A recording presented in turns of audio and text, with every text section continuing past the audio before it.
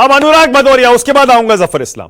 अनुराग भदौरिया, अनुराग, आपकी पार्टी का आपका कोई स्टैंड है इस पर? उमर खालिद और शर्जील इमाम को क्या बेल मिलनी चाहिए थी आज? अनुराग, देखिए, पहले भी और फिर, चूंकि समाजवादी पार्टी एकमात्र पार्टी इस देश में है जो संविधान और न्यायपालिका को मानती है, क्योंकि देश संविधान और न्यायपालिका से चलता है। इतना बड़ा राष्ट्र, 140 करोड़ की पॉपुलेशन है, यहां अगर संविधान और न्यायपालिका को मान के अगर देश नहीं चलेगा तो देश कहां जाएगा? हमारे अपने मतभेद हो सकते हैं किसी बात से, किसी पार्टी से वैचारिक मतभेद हो सकते हैं, और बिल्कुल होंगे, और हम हमेशा इंसाफ के साथ खड़े होने वाले लोग हैं, सच्चाई के साथ खड़े होने वाले लोग हैं, न्याय के साथ खड़े होने वाले लोग हैं, और अपनी लड़ाई भी न्याय के माध्यम से लड़ते हैं। हम जब भी लड़ाई लड़ी है समाजवादियों ने तो न्यायपूर्ण तरीके से लड़ी है और संवैधानिक पूर्वक लड़ी है।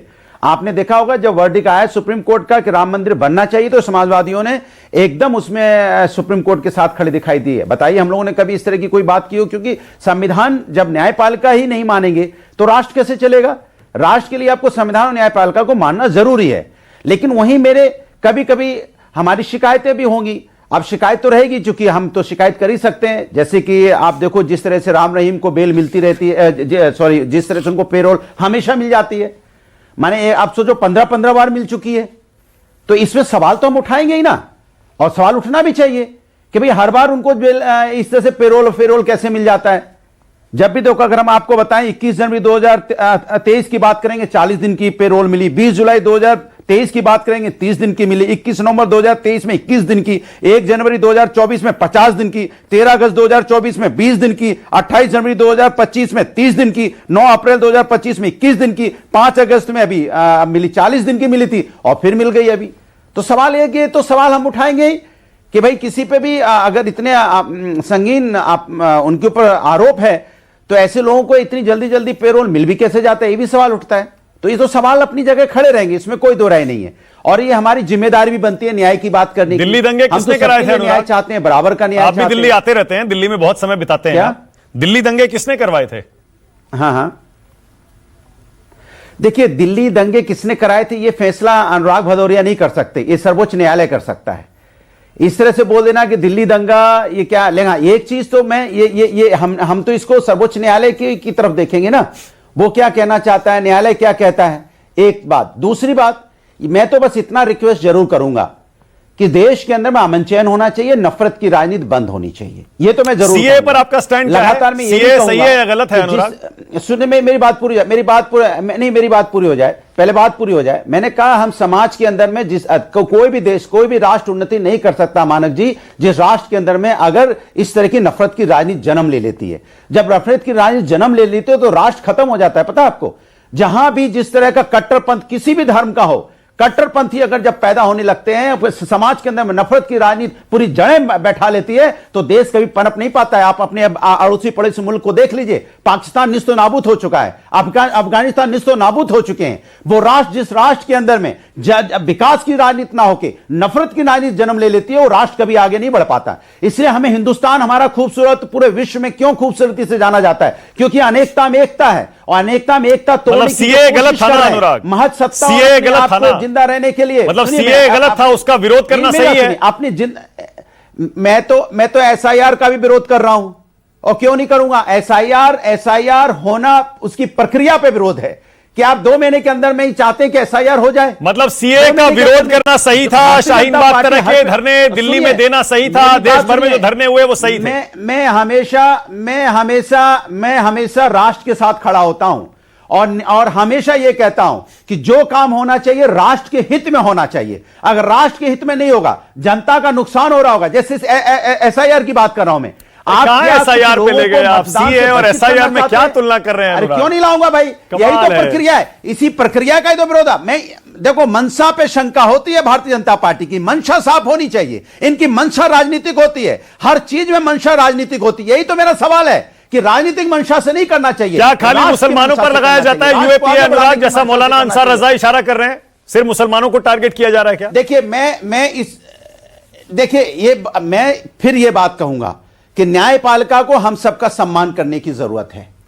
न्यायपालिका पे विश्वास हम सबको होगा और न्यायपालिका जो न्याय करेगी हम उस पे उसको मानेंगे, क्योंकि हम लोग संविधान में एक ही शब्द में मैंने बोला, हम राष्ट्रवादी लोग हैं, राष्ट्र के बारे में सोचते हैं। हम कभी ये नहीं सोचते कि पार्टी कैसे, जैसे भारतीय जनता पार्टी वो अपनी पार्टी को आगे बढ़ाने में सोचती है, वो सत्ता पाने के लिए कुछ भी करने को तैयार रहती है। लेकिन हम लोग कौन है? हम वो लोग हैं जो राष्ट्रभक्त लोग हैं। ठीक है, ओके, ऑल राइट, ओके। मौलाना अंसार रजा, एक सवाल छूट गया था, कानून है। मौलाना अंसार रजा, एक सवाल छूट गया था, आपसे पूछ रहा हूं, दिल्ली दंगे किसने करवाए थे मौलाना साहब?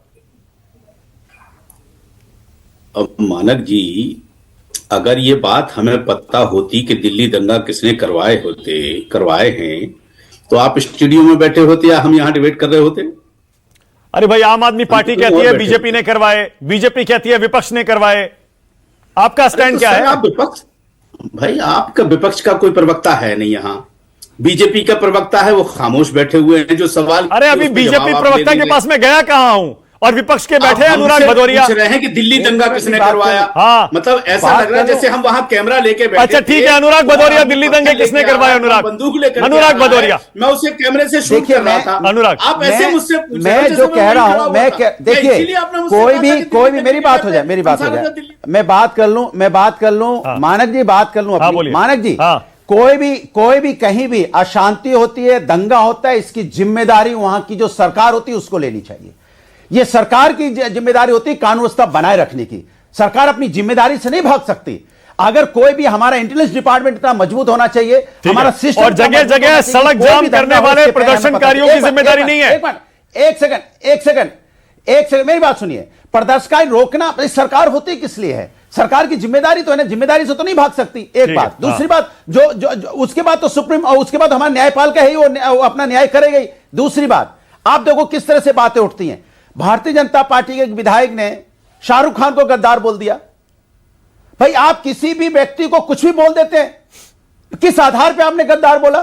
भाई, बीसीसीआई जो यहां की, जिस तरह का मैच जब हुआ था, जब हिंदुस्तान पाकिस्तान का मैच हुआ था, हमने विरोध किया कि मैच नहीं होना चाहिए। हमने विरोध किया था, खुद व्यक्तिगत विरोध तो एक और स्टैंड लीजिए फिर अनुराग, एक और स्टैंड लीजिए फिर, आज एक और स्टैंड लीजिए अनुराग फिर। एक मिनट अब कह दीजिए बांग्लादेशी प्लेयर्स को आईपीएल से निकालना सही है, बोल दीजिए सही है। मेरी बात सुनिए, मेरी बात पूरी हो जाए, मैं आपको जवाब दूंगा। मैंने कहा कि जब पाकिस्तान का मैच हो रहा था, हमारी 26 बहनों का सिंदूर उजड़ा था, हमने कहा था हमें पाकिस्तान के साथ मैच नहीं खेलना। ठीक है, लेकिन मैच हुआ, तब वो विधायक जी क्यों नहीं बोले? हाँ, तब विधायक जी की हैसियत नहीं थी। मतलब बांग्लादेशी प्लेयर्स को आईपीएल में खेलना चाहिए, क्योंकि जी तो आईपीएल में खिलाना चाहिए यार। अरे यार, एक बात पूरी होने दो, एक सेंटेंस तो पूरा होने दो। मैं कोई यहां पे मैं अपनी बात पूरी करूंगा, उसके बाद जवाब दूंगा। जो विधायक है, जिस तरह की बात करता है भारतीय जनता पार्टी का, उसे पता है उसका जनाधार है नहीं, वो प्रधान का इलेक्शन जीत नहीं सकता, वो विधायक बनना चाहता है, और विधायक बनने के लिए इस तरह की बातें करके सिर्फ पॉपुलैरिटी चाहता है, इससे कुछ नहीं। ऐसे पे भारतीय जनता पार्टी के नेताओं पे उस पर कार्रवाई करनी चाहिए, ऐसे व्यक्ति के ऊपर में जो व्यक्ति अपने फायदे के लिए। ओके, अब हो गया ना, अब मेरे सवाल का जवाब देंगे। सीए पर स्टैंड नहीं लेते, बांग्लादेशी प्लेयर्स पर स्टैंड नहीं लेते, स्टैंड लीजिए ना। आप जवाब ले लो ना भाई। हाँ। आप तो ऐसे लगे हो, एक तो मैं बोल रहा हूं ऊपर से आप देखिए, मैंने पहले बोला फिर रिपीट करता हूं, जिस देश में हिंदुस्तान की सम्मान नहीं हो और रिश्ते अच्छे नहीं हो, उनके प्लेयर के साथ तो खेलना नहीं चाहिए, इसमें कोई बुराई तो है नहीं। लेकिन हम खेलेंगे नहीं। हाँ। हम ये बात कहते हैं कि नहीं, सुनिए मेरी बात सुनिए, लेकिन हमने तो पाकिस्तान के साथ भी मना किया था मत खेलिए। हाँ, लेकिन ठीक है, Zafar Islam, okay Zafar Islam, sorry Bharatiya Janata party, बात पूरी दो भाई। नहीं, हमने सॉरी भारतीय जनता पार्टी बोला, मैंने कहा कि सरकार को स्टैंड लेना चाहिए था ना। हर बात का, मानक जी आप भी कमाल करते हैं, हर बात का स्टैंड विपक्ष लेगा, सरकार कुछ स्टैंड नहीं लेगी। सरकार ने ले लिया स्टैंड, तो विपक्ष जिम्मेदार। सरकार ने स्टैंड ले लिया, आपको पता है बीसीसीआई का स्टैंड सरकार का स्टैंड होता है। अरे मेरी बात सुनिए ना, मेरी बात। आपने देखा होगा जब पाकिस्तान के साथ मैच खेली हिंदुस्तान, तो भी स्टैंड विपक्षी लेगा। अगर यहां कोई किसी को गद्दार बोलेगा तो विपक्षी बोल रहा था, भारतीय जनता पार्टी तो बोले नहीं इस बात पे, बहुत दिनों बाद बोले। आज भी मैं पूछना चाहता हूं भारतीय जनता पार्टी से कि भारतीय जनता पार्टी का, आप देखिए मजेदार बात देखिए, आपको जान के आश्चर्य होगा, ये कहां से शुरुआत होती है। आप देखो किस तरह से देश के अंदर माहौल बनाया जाता है कि 90% डिबेट हिंदू मुसलमान पे ही हो रही है भाई, किसी भी चैनल पे खोल के देख लो, विकास की कोई बात नहीं, महंगाई की कोई बात नहीं, महिला समस्या पे कोई बात नहीं, देश की उन्नति पे कोई बात नहीं, हिंदू मुस्लिम पे डिबेट होती है। इससे ज्यादा शर्त बात हो सकती है क्या? अनुराग, 1 सेकंड, 1 सेकंड, 1 सेकंड, एक मिनट, अनुराग, 1 सेकंड, एक सेकंड।